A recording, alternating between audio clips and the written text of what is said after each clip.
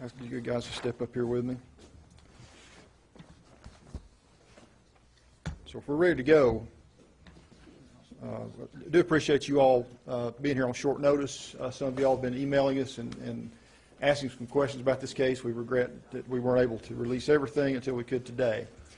I'm Joe Guy. I'm the sheriff here in McMinn County.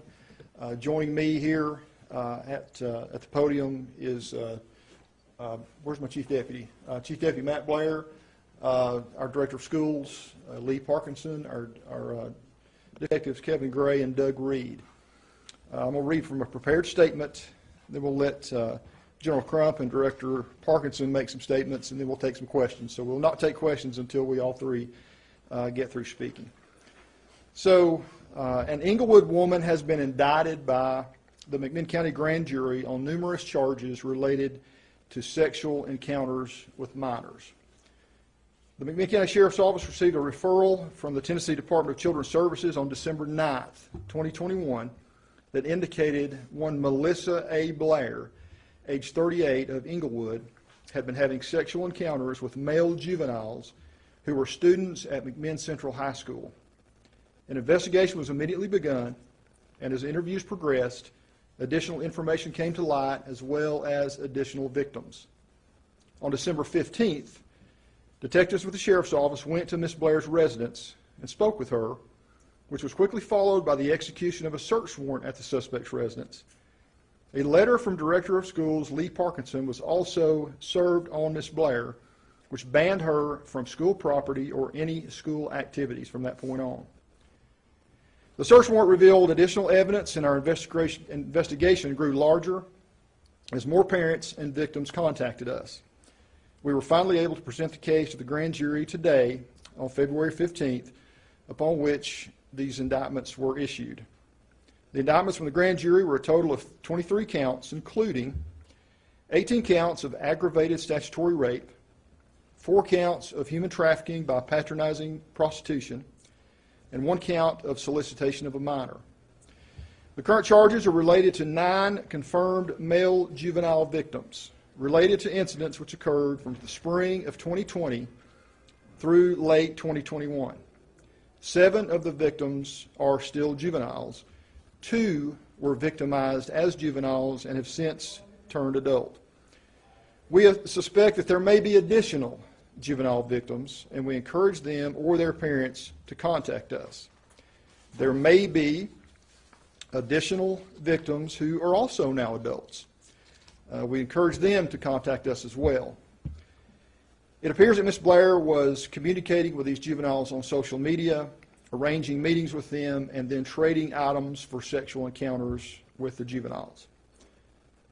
This type of case is difficult and shocking even to seasoned detectives. And I want to commend our investigators for the many hours of identifying, locating, and interviewing victims and their families, as well as many days collecting physical and electronic evidence, putting together the search warrant and subsequent case file. But most importantly, we want to offer support and resources to these victims and their families as we move forward. I also want to express my appreciation for the much needed cooperation between us and our Director of Schools, Lee Parkinson, and of course the District Attorney General, Steve Crump, and his office for their assistance in a very difficult case. All of our agencies, the DA's office, the Sheriff's Office, and our schools, share a common desire for the safety and welfare of our schools and our students. Ms. Blair turned herself in to the Sheriff's Office this afternoon on the indictments that we've already discussed. She has been booked into the jail at this point. Her attorney indicates that she will try to make or they will attempt to make the $100,000 bond sometime this evening. And the case will be set for upcoming McMinn County Criminal Court. That is my statement. I'll turn that over now, or turn the podium over to General Crump. Thank you, Sheriff. My name is Steve Crump. I'm the District Attorney General for the 10th Judicial District. And I want to start by commending law enforcement and the school system for working on a case that is extremely difficult. There were literally hundreds of hours that went into putting this case together. I'm very proud of their efforts. I'm proud that we were a part of their team. And it's with much gratitude that I I stand here today both to them and to the assistants in my office who helped. I want to take a moment to echo something that the sheriff said. It is inevitable that there are other victims out there, most likely. We want you to feel comfortable to coming forward, but we also understand that you may be worried about your privacy. You may be worried about what will be the outcome of that. We encourage you to come forward and to talk to us, to let us to talk to these investigators so that we can make the fullest amount of justice possible for the most amount of victims. In a case like this, it truly is about those who were victimized.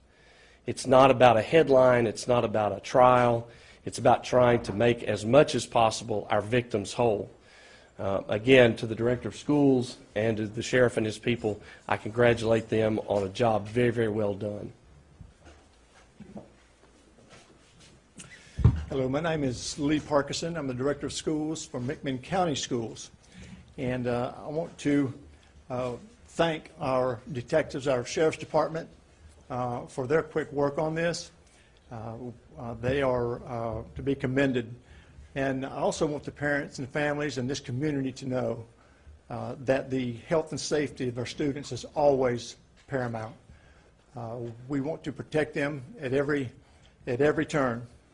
McMinn County Schools is also open to helping these students and these families with counseling. And I wanted to make one more comment, and I wanted to thank the person who put this anonymous letter in my office. And without them, this could still be going on. So I want to thank whoever that is, and we encourage that when you know something's going on, because it's difficult for me to understand how it went on for as long as it did, you know, in the advent of social media today. But again, thank you, all of you, Mr. Crump and Sheriff Guy, for the work that you've done. So at this point, we'll take some questions, guys. Yes, sir. Do we have any estimation on the amount of victims? I've heard anywhere from 30 to 40. I've just told you there were 9. Yeah, and we'll list, that's in the press release. Yes, sir. Sheriff, real quick, I know that you guys got, and I don't know who this would necessarily be directed to, but you guys got the first email letter on December 9th. Through the investigation, when was the first incident? And I guess who was the, or not who, but how old was the oldest and how young is the youngest? I can only say that the incidents that we've been able to confirm and the victims we've been able to confirm started in the spring of 20, it's in the press release, 2020 through late 2021. So the earliest that we are aware of at this point is the spring of 2020. Yes, sir. In the press release, it says that she was trading items for sexual encounters. Do you know what those items were specifically? I'm not at liberty to disclose that right now. That's a court issue. Just that that, and if you read the human trafficking statute, you could probably gain some insight about what the statute says and how that applies to the case. Yes, sir. Can you give us any more background on Melissa Blair, the woman who was charged? Not really. She's a resident of our county. What you have is all I'm at liberty to release right now. I'm sure that there'll be some more documentation that you'll be able to get from our jail. And you said her attorney indicated they intend to meet the $100,000 bond tonight? That's what we understand, yes. Yes, sir. Sorry. No, it's okay. Almost piggybacking on his question, though. We had heard a rumor, because somebody told us about this prior to you, that she was a nurse. Not that I'm aware of. Not that we're aware of, Okay. Thank you. certainly. If she does make bail, is there any certain stipulation she'll have to follow? I think there was something issued today. I think I saw it in some of the paperwork released by the judge that doing what basically has already been outlined and addressed by Director of Schools Parkinson, that I think she's supposed to have no contact with the school system or students in our school system. Anything else? I have a question for Mr. Sure. Parkinson. So obviously this is going to come out today, more information with it all. How are you going to kind of explain this to the school community? And like you said, you're going to offer counseling for people, but what's kind of the interaction and conversation going to be like with students and staff? Well, again, we can't say a whole lot with the, the trial, upcoming trial. But we want to offer all the assistance we can to help them get through this through a counseling standpoint. And just to reaffirm that, again, safety is number one. And we just, this past board meeting, this past Thursday night, dedicated a new position to a safety supervisor. And that will fall, of course, in that job description. But we will just let parents know and build the confidence that we are always looking, we're listening.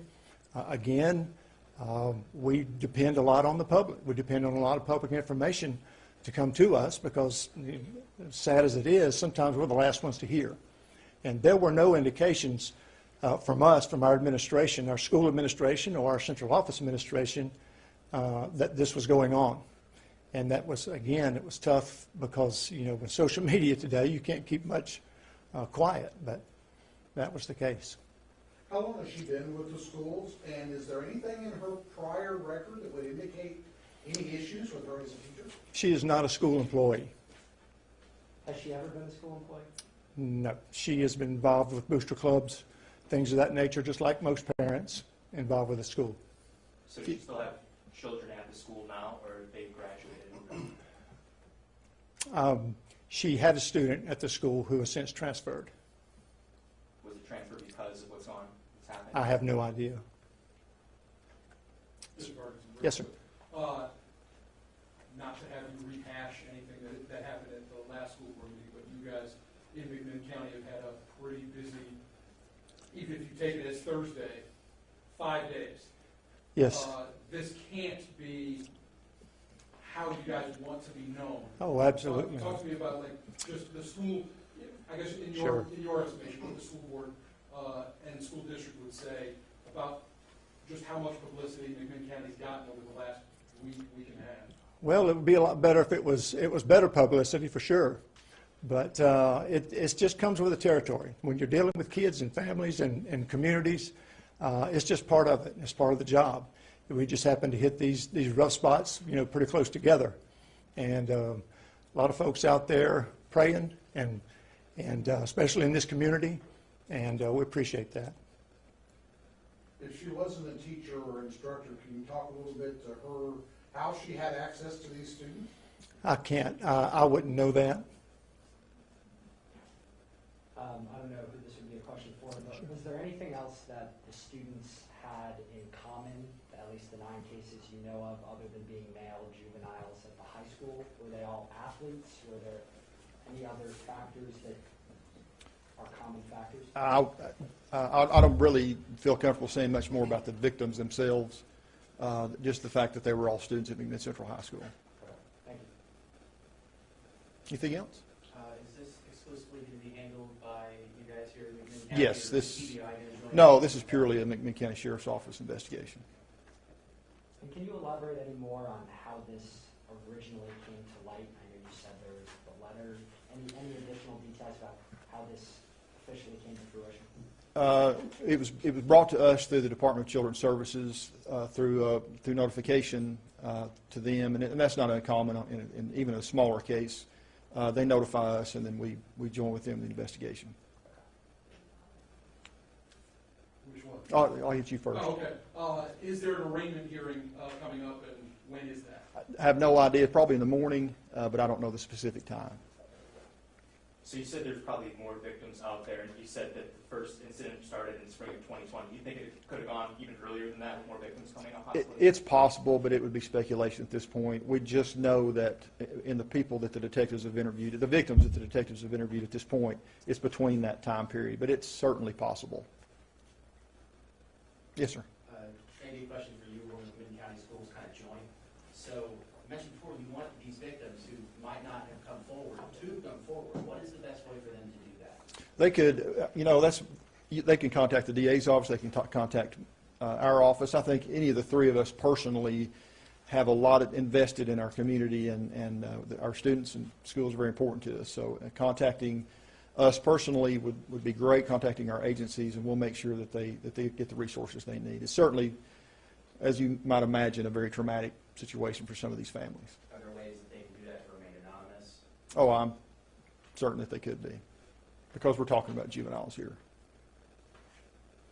Anything else? Guys, thank you all for being here short notice, helping us get this information out there. Very difficult situation, but we appreciate you guys being here. Thank you. And like if you need all of this email to you, if you'll just leave me your name and your email on that list, I'll make sure I send that out today. All right, guys, thank you. Don't move yet, wait, so we all can get, the pictures that you guys. Everybody else get one? Working on it. All right.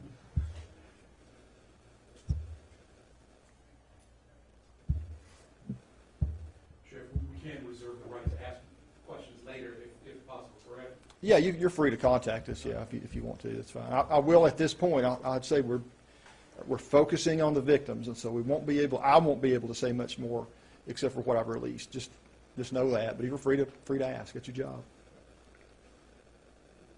All right, guys, thank you very much. Thank you.